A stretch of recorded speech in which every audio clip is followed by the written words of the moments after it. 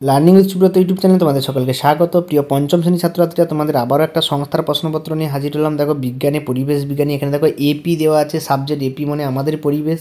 50 নম্বরের প্রশ্নপত্র, দেখো 1 ঘন্টা 30 মিনিট সময়।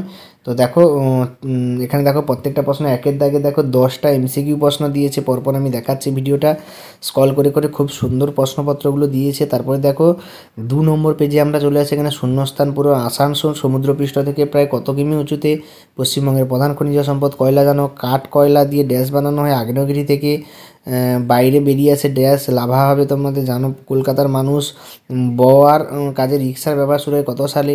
নৌকো কোন দিকে যাবে তা ঠিক করে কে?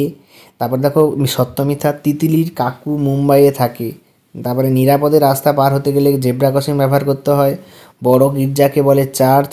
পথের পাঁচালী বইটি বিভূতিভূষণ বন্দ্যোপাধ্যায় লেখে। ঠিক আছে, এবং প্রত্যেকটা প্রশ্ন দিয়েছে। 3 নম্বর পেজে আমরা যদি দেখি, এখানে পাবো ডান স্তম্ভ বাম স্তম্ভের মিলন দেখো, আয়লা সুনামি প্রত্যেকটা দিয়েছে। 5 নম্বর দাগের প্রশ্ন দেখো, কোন তিথিতে ভরা কোটাল হয়?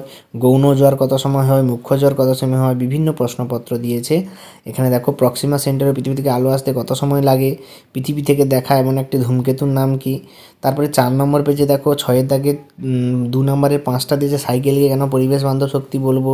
অ্যাসিড বৃষ্টি ক্ষতিকর প্রভাব, সমাজভিত্তিক বন, জলচক্রের ছবি, কয়লা কীভাবে তৈরি হয়, গাছ কাটা বন্ধ করা উচিত কেন? এই হচ্ছে তোমাদের প্রশ্নপত্র। তোমরা ভালো করে প্র্যাকটিস করো, এইগুলো করে যাও।